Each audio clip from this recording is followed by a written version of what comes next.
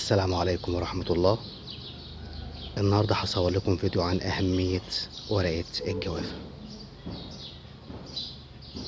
يعتبر ورق الجوافة من الأوراق المهمة جدا لعلاج الكحة والسعال عند الإنسان، وبإذن الله علاج شافي للتخلص من السعال والكحة بأمر الله.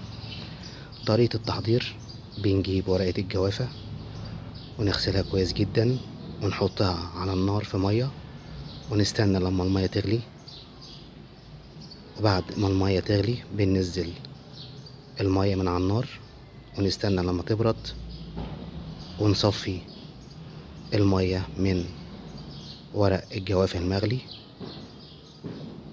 وبعد كده نشرب المية المغلية الخاصة بورق الجوافة، وبإذن الله بتقضي على الكحة والسعال بأمر الله تعالى. شكرا والسلام عليكم ورحمة الله.